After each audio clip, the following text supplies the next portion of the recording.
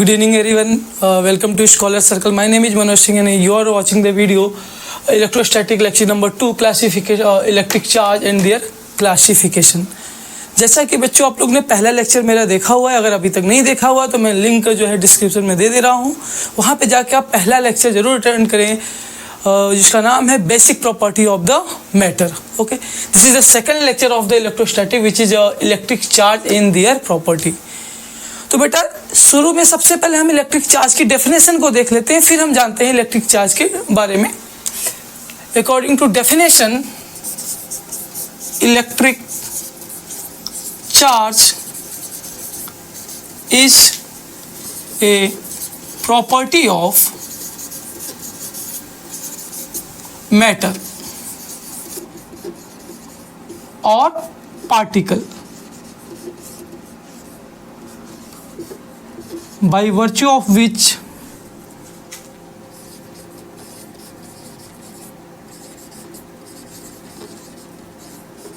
it interact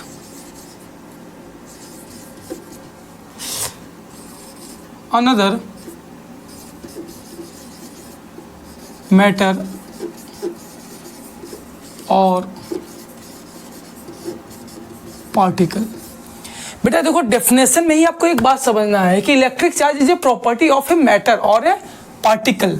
main point आपको ये याद रखना है कि electric charge is a property of matter, it is a property of A particle. यहाँ पे मैं नोट में भी लिख दे रहा हूँ, electric charge is always associated with matter और पार्टिकल.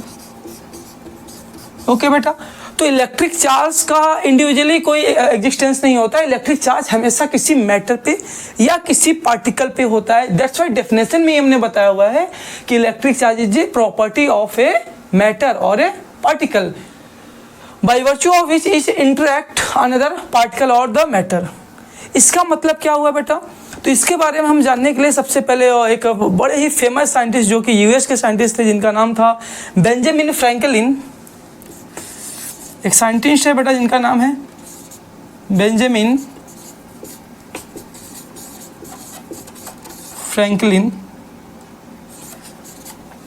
सबसे पहले चार्ज के बारे में इन्होंने काम किया, जो कि काफ़ी फेमस साइंटिस्ट हैं यूएसए के, अमेरिका के.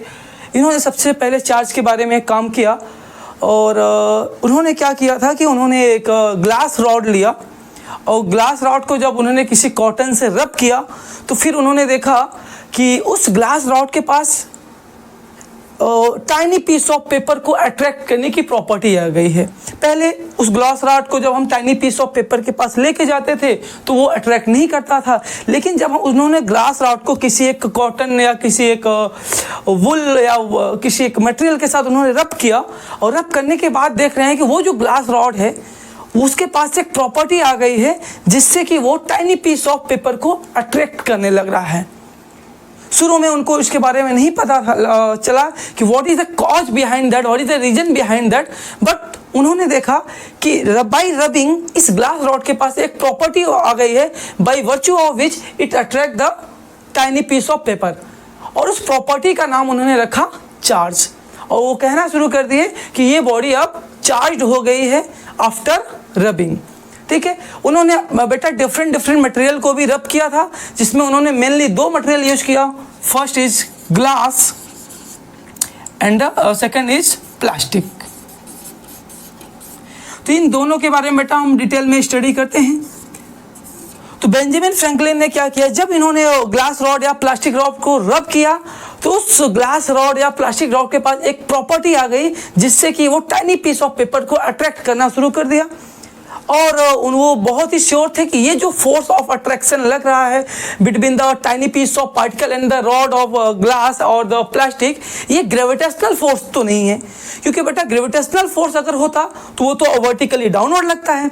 उन्होंने क्या देखा कि जब रॉड को लेके जाते हैं तो piece of paper vertically upward attract होते हैं टूवर्ड द रॉड। तो वो बहुत श्योर थे कि ये ग्रेविटेशनल फोर्स तो नहीं है, ये कुछ अलग ही टाइप का फोर्स है।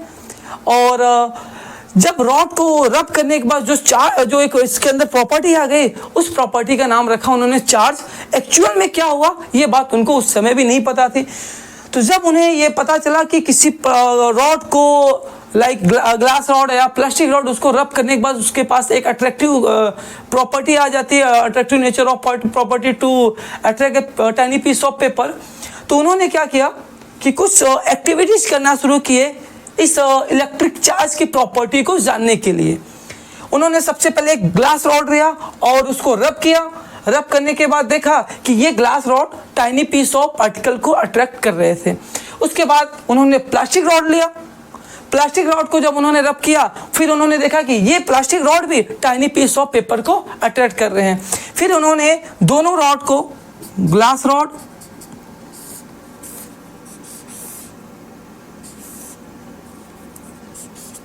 एंड प्लास्टिक रॉड,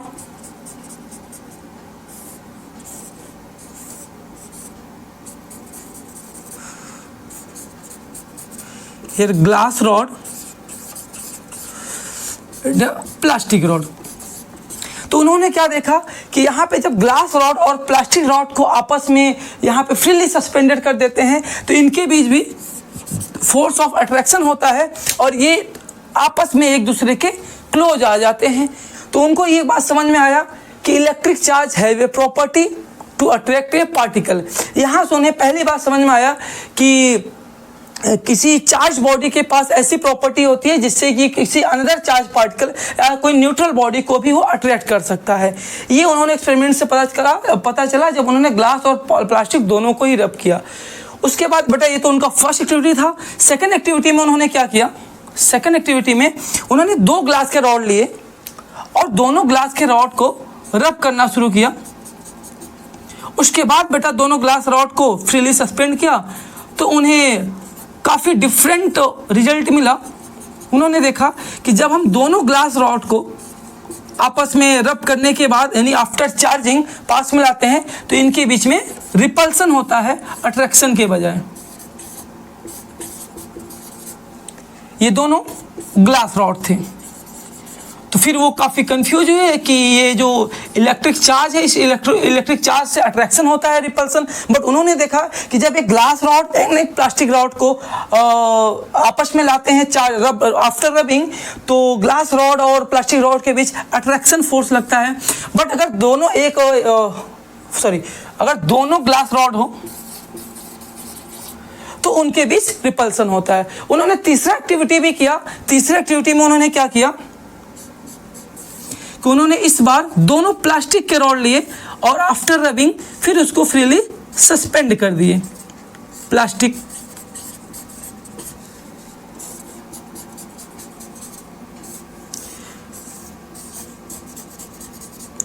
तो जब प्लास्टिक रॉड को सस्पेंड किया तो फिर उन्होंने देखा कि इनके बीच भी रिपल्सन हो रहा है।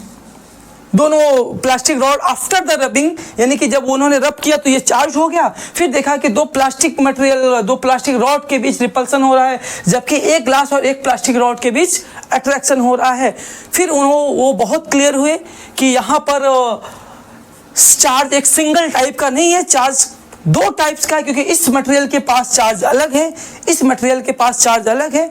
फिर उनको आइडिया आया कि यहाँ पे चार्ज सिंगल टाइप का नहीं है, सिंगल नहीं होता, चार्ज 2 टाइप्स के होते हैं। और यहाँ से उनको पहली बार समझ में आया कि चार्ज 2 टाइप्स के होते हैं। बट अभी तक उन्होंने इसका नॉमेनक्लेचर नहीं किया था कि चार्ज के कैसे टाइप्स होते हैं। उसके लिए उन्होंने एक और एक्टिविटी किया।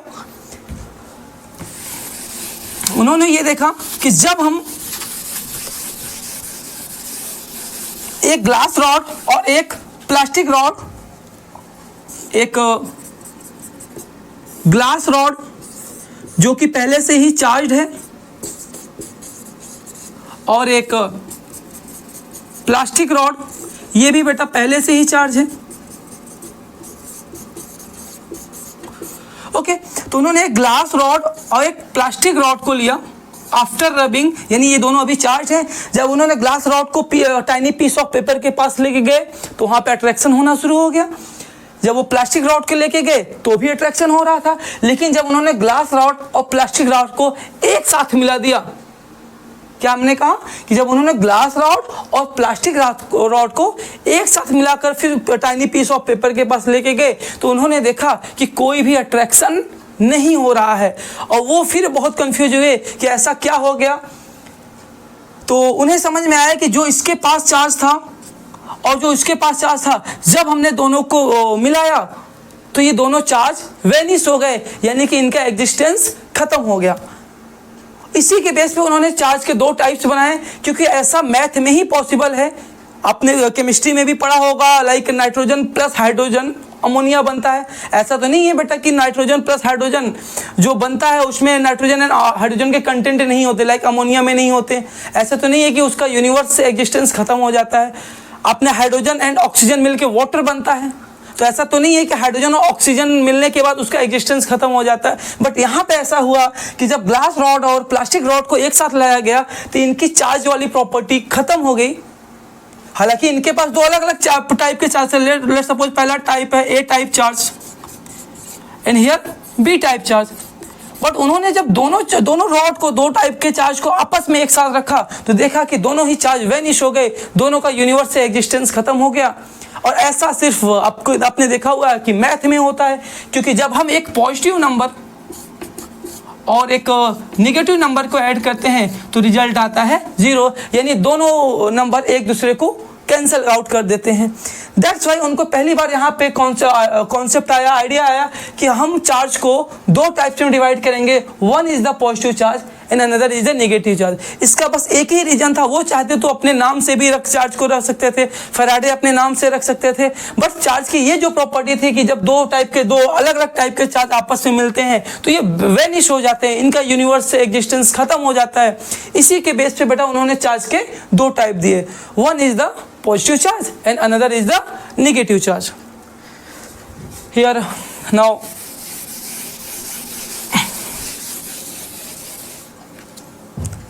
types of charge.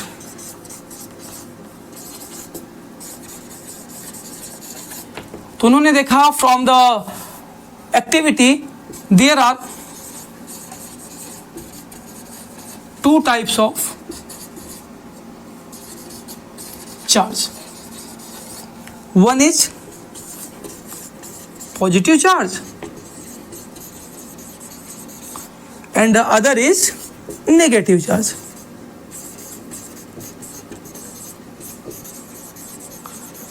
और ड्यू टू द फ्रिक्शन, जब हम किसी एक बॉडी को दूसरे बॉडी के साथ रब करते हैं तो एक बॉडी के पास आता है पॉजिटिव चार्ज और दूसरे बॉडी के पास आता है नेगेटिव चार्ज। बट किस बॉडी के पास पॉजिटिव चार्ज आता है और किस बॉडी के पास नेगेटिव चार्ज आता है ये हमें नहीं पता था। तो फॉर द रेफरेंस उन्होंने लिया ग्लास। उन्होंने कहा कि अगर ग्लास को हम किसी भी मटेरियल के साथ रब करेंगे तो ग्लास पे जो चार्ज आता है, जिस टाइप का चार्ज आता है, उस चार्ज को हम कहेंगे पॉजिटिव चार्ज। और उसके अलावा जब हम जिस ग्लास को जिसके साथ रब करेंगे उस मटेरियल पे जो चार्ज आएगा उसको उन्होंने कह दिया नेगेटिव चार्ज, बिकॉज बेटा चार्ज तो दिखाई देता नहीं है। तो उन्होंने फॉर द रेफरेंस ग्लास को रब करने पे जो ग्लास पे चार्ज आता है उसका नाम दे दिया पॉजिटिव चार्ज, और अनदर मटेरियल पे जो चार्ज आएगा उसको दे दिया negative charge. For your kind information में बता दूं कि बेटा जब दो बॉडी को रब करते हैं तो इक्वल एंड अपोजिट चार्जेस आ जाते हैं दोनों बॉडी पे, यानी दोनों बॉडी चार्ज हो जाते हैं with equal amount but in opposite in nature. Okay, इसके लिए बेटा कि अगर हम किसी एक बॉडी को दूसरे बॉडी से रब करेंगे तो इस पे तो कौन से बॉडी पे पॉजिटिव चार्ज आएगा, कौन से बॉडी पे नेगेटिव चार्ज आएगा, इसके लिए एक सीरीज है जिसका नाम है इलेक्ट्रोस्टैटिक सीरीज। तो आप लोग को अगर स्क्रीनशॉट लेना है तो ले लें, उसके बाद हम इलेक्ट्रोस्टैटिक सीरीज के बारे में बात करते हैं। अब बात करते हैं बेटा इलेक्ट्रोस्टैटिक सीरीज के बारे में। इलेक्ट्रोस्टैटिक सीरीज से हमें सिर्फ ये पता चलता है कि जब हम दो बॉडी को आपस में रब करेंगे तो किस बॉडी पे पॉजिटिव चार्ज आएगा। पॉजिटिव चार्ज मतलब बेटा वो चार्ज जो ग्लास रॉड पे आता है, एंड किस बॉडी पे नेगेटिव चार्ज आएगा, वो चार्ज जो प्लास्टिक रॉड पे आता है। ओके, तो उसके लिए एक सीरीज बना हुआ है जिसको हमने नाम दिया है नाम है इलेक्ट्रोस्टैटिक सीरीज।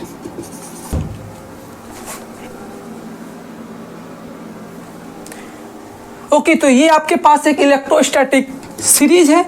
इसमें हम अगर इसमें से किसी भी दो बॉडी को रब करें तो जो बेटा पहले आता है उस पर पॉजिटिव चार्ज आएगा, जो बाद में आता है उस पर निगेटिव चार्ज आएगा। फॉर एग्जांपल, अगर हम ग्लास और रबर को रब करें तो इस सीरीज में बेटा ग्लास सबसे पहले आ रहा है, मतलब इसके पास आएगा पॉजिटिव चार्ज। रबर ग्लास के बाद में आ रहा है, दैट्स वाई इसके पास आएगा नेगेटिव चार्ज। एग्जाम्पल नंबर 2, हम ढेर सारे एग्जाम्पल ले लेते हैं ताकि आपको कंफ्यूजन ना हो। लाइक अगर वुड एंड अंबर को अगर हम आपस में रब करें, वुड एंड अंबर जो कि एक टाइप का मटेरियल होता है, अगर इसको हम आपस में रब करें तो रबर बेटा इलेक्ट्रोस्टैटिक सीरीज में पहले आ रहा है, दैट्स वाई इसके पास आएगा, सॉरी वुड पहले आ रहा है तो इसके पास आएगा positive charge, and amber electrostatic series में बाद में आ रहा है, दैट्स वाई इसके पास आएगा negative charge. Third example, like अगर हमने रबर एंड रेजिन को आपस में रब किया तो आप देख सकते हो बेटा कि इलेक्ट्रोस्टैटिक सीरीज में रबर पहले आ रहा है, रेजिन बाद में आ रहा है, तो रबर पे बेटा आएगा पॉजिटिव चार्ज एंड रेजिन पे आएगा नेगेटिव चार्ज। लास्ट वन हम ले लेते हैं फोर्थ एग्जांपल, अगर हम मेटल एंड एबोनाइट को आपस में रब करें तो इसमें भी देख सकते हैं बेटा इलेक्ट्रोस्टैटिक सीरीज में मेटल पहले आता है, दैट्स वाई इसके पास आएगा पॉजिटिव चार्ज एंड एबोनाइट के पास आएगा नेगेटिव चार्ज। तो इसके लिए बेटा किस बॉडी पे पॉजिटिव चार्ज आएगा या किस बॉडी पे नेगेटिव चार्ज आएगा, इसके लिए आपको इलेक्ट्रोस्टैटिक सीरीज याद होना जरूरी है। होते तो बेटा और भी सारे मटेरियल है, बस हमने सिर्फ 12 मटेरियल लिया है जिससे कि आपको एक बेसिक आइडिया लग जाए कि जब हम किसी एक बॉडी को दूसरे बॉडी के साथ रब करते हैं तो एक बॉडी पे आता है पॉजिटिव चार्ज और दूसरे बॉडी पे आता है नेगेटिव चार्ज, और इस बात को हम इलेक्ट्रोस्टैटिक सीरीज से कंफर्म बता सकते हैं कि किस बॉडी पे पॉजिटिव चार्ज आएगा और किस बॉडी पे नेगेटिव चार्ज। तो आज का लेक्चर बेटा यहीं पे समाप्त होता है और हम नेक्स्ट लेक्चर में बात करेंगे इलेक्ट्रिक डिस्चार्जिंग एंड इलेक्ट्रोस्कोप के बारे में। तो थैंक यू वेरी मच।